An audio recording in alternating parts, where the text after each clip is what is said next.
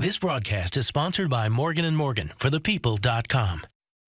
WBTV News starts right now with breaking news. It happened again. UNC students at Chapel Hill told to get inside, avoid windows after a reported threat involving a possible gun on campus. Now, no one was hurt. We now know that, but police have arrested one person. This news comes 2 weeks after a staff member was shot and killed on campus. Rachel. And still tracking a few storms on radar this evening, but that fall-like air is right on our doorstep. Your 7-day forecast coming up.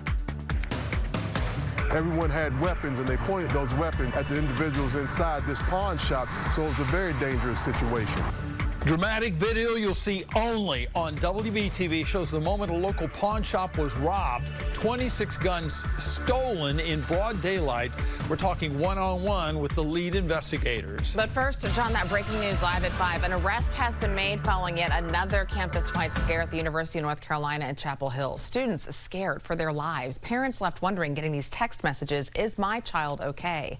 Thanks for joining us here at Live at 5. I'm Molly Grantham. And I'm John Carter. You know, it was just 2 weeks ago when a faculty member was shot and killed on campus during the first week of school. We're now only 4 weeks into the new school year, and we've already seen 2 lockdowns at Chapel Hill. It was around 1 o'clock this afternoon, John, when the first alert went out to students, faculty, and parents saying an armed and dangerous person was on or near the campus. The all clear was finally given 2 hours later. Police say they were looking for a suspect involved in an incident at a bagel shop at the school's student union. No shots were fired, but that didn't stop students from feeling in distress. It was just silent. Everybody was kind of exhausted.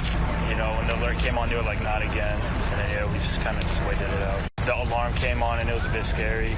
And yeah, we just kind of sheltered in and just waited for it to clear out. Just 24 hours ago, this was the scene at the state capitol. UNC students rallying outside the state legislative building, demanding lawmakers take meaningful steps to end gun violence. Students say they are fed up and angry. They say shootings, especially in learning environments, are becoming all too common, even calling themselves the, quote, lockdown generation. Now, police arrested Michael Harris. This is just in. We're working to get his mugshot. We've also learned that same man had outstanding warrants related to an assault earlier this month. Yeah, and coming up in the next half hour, we're going to take a look at a recent survey done by UNC students in response to previous shootings. But let's turn to the forecast right now. You are taking a live look from our HD tower cam as soon as it pops up here. It's been a cloudy Wednesday, and outside right now, we are tracking a few storms. Meteorologist Rachel Coulter joining us with the latest to the certified most accurate forecast. Rachel. That's right. A few more storms out there right now. Today is our transition day as cold front makes its way over the Carolinas, and we're seeing some heavy rainfall. We did have a severe thunderstorm warning out for Catawba County just within the past hour. Good news if you're listening in from Catawba County or out towards Lake Norman. Those storms have weakened. You can even see this. I'm going to loop radar for you. You can see those trends. As that storm pushed over in south and east of I-40, really start to lose steam, but we're still seeing some of that heavy rainfall right now, especially out towards southern Burke County and southwestern portions of Catawba County, about to move into Lincoln County and northern Cleveland County. So heads up Olive Grove. Some heavy rainfall that's just to the south of Pleasant Grove is heading your direction. Cooksville also about to see some really heavy downpours. It's going to bring down visibility out on the roadways. Meanwhile, in the Charlotte area, it's much nicer outside, dry as well. Temperatures sitting in those low 80s, unless you've seen some of the rain. Look at Hickory's temperatures in those upper 60s. Mid 70s right now in Boone. We've got 82 degrees out towards Concord, 78 in Statesville, and 81 degrees right now in Salisbury. About a 20% chance of rain from about Charlotte Point south and eastward, a little bit higher if you're listening in from the foothills, with temperatures falling back into the low 70s. If you have any evening plans tonight, that fall-like air that we've been talking about all week long is right on our doorstep. I'm timing out when that finally moves in, coming up. Rachel, thank you. Now, this next story you will only see on WBTV. New video obtained by WBTV shows the moments a Charlotte area pawn shop was robbed earlier this month. CMPD says 26 guns were stolen. Among other things, investigators say the thieves also got away with money and jewelry. WBTV, the first to report this to you after it happened. And tonight, WBTV's Alex Giles has the surveillance footage that, again, only here on BTV in this week's Crime Stoppers report. The robbery that happened at this pawn shop was quick and destructive. Police are thankful that no one was hurt, but they still want to identify the people responsible for this. Don't blink. Look how quickly thieves stormed into the Smart Pawn and Jewelry shop on Monroe Road, guns drawn. This happened Saturday, September 2nd, around 9:30 a.m. The group immediately has a customer and employee in the shop get on the ground. Everyone had weapons, and they pointed those weapons at the individuals inside this pawn shop, so it was a very dangerous situation. Look, after clearing the shop, two of the intruders start stealing money from the registers. A third thief immediately went after firearms in the shop, first smashing the display cases and then quickly scooping up the guns. Police say jewelry was also stolen during this robbery. Remember, this all happened on a Saturday morning. Why do you think this group chose to strike in the morning? They were basically opportunists. They saw relatively light foot traffic and just took that opportunity to rob the business. It happened fast, but in total, 26 guns were reported stolen from the shop. These thieves were bundled up, but Detective Rick Smith is hopeful that someone will recognize these people. It affects the entire community. We've seen an increase in these type of robberies, smash and grabs in the Charlotte area, and we would just like to get these individuals identified. If you have any information about this robbery, please call Crime Stoppers. The number to dial is 704-334-1600. You do not have to give your name when you call in, and you could receive a cash reward if you have information that leads to an arrest.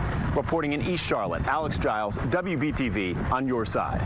Alex, thank you. Coming up all new at 6, we're going to show you more of that surveillance footage, including the moment a customer inside the store took brave actions to help an employee. John. A man wanted in multiple states arrested in Iredell County today after leading police on a car chase.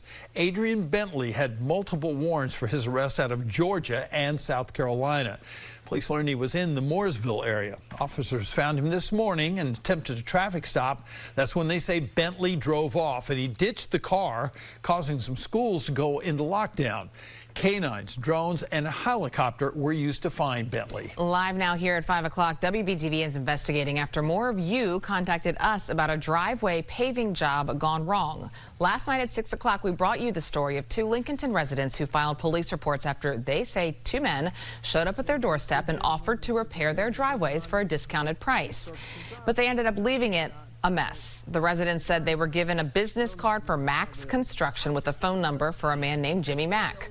WBTV learned that person, along with a second man, are wanted for questioning in connection to an alleged felony theft in Augusta, Georgia. Well, after that report aired, more of you from counties across the viewing area contacted us saying the same two men showed up at their homes and the same thing happened to them. WBTV's Caroline Hicks on your side, speaking with Gaston County Police about the incidents and what you should do if it happens to you. Caroline joins us now live with more. Caroline. Well, Molly, Gary Wall says he paid $700 to have this cracked driveway repaired. But as you can see, that driveway did not get repaired. He says they rang the doorbell, told him they'd been working on other driveways in the neighborhood. So he allowed them to move forward. But this is what it looks like now. He says it looks worse than it did before. When he saw our reporting on WBTV last night, he contacted us because he realized that other people had been affected by this. Now, Wall filed this police report with Gaston County Police for fraud. An investigator went back out to his house today to get more information from him. He says it also happened to his neighbor. Police could be speaking with him today as well. Wall says he immediately recognized these posters out of Richmond County, Georgia, of Jimmy Mack and Pete Vincent Carroll as the people who worked on his driveway. He says when he called them at the number on the business card he was given, he says they told him they'd return to fix the issues, but never did. It's sad that people make a living that way, and they prey on senior citizens, it seems like, who are retired on a fixed income and home during the day. And anybody would like to have a new driveway for $700.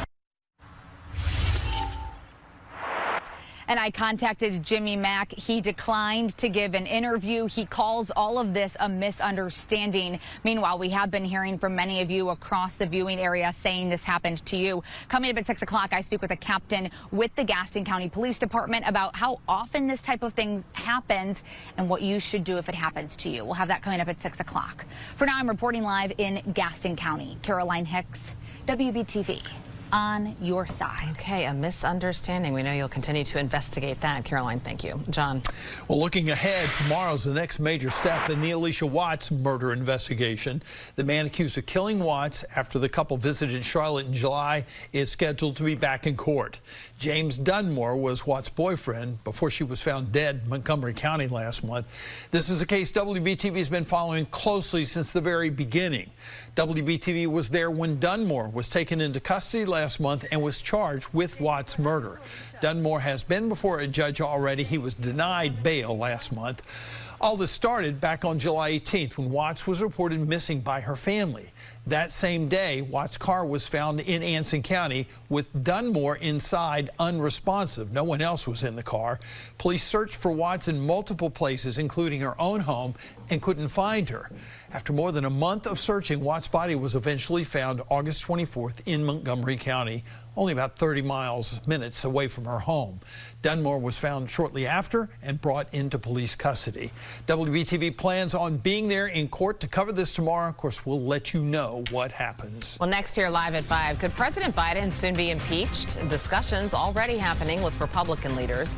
The White House tonight addressing those unproven claims. A live report from our nation's capital coming up on the other side of the break. Rachel. And the cold front that's bringing us some of these midweek showers and storms about to move through the area completely. Much drier, more fall-like conditions set to move in. That 7-day forecast next.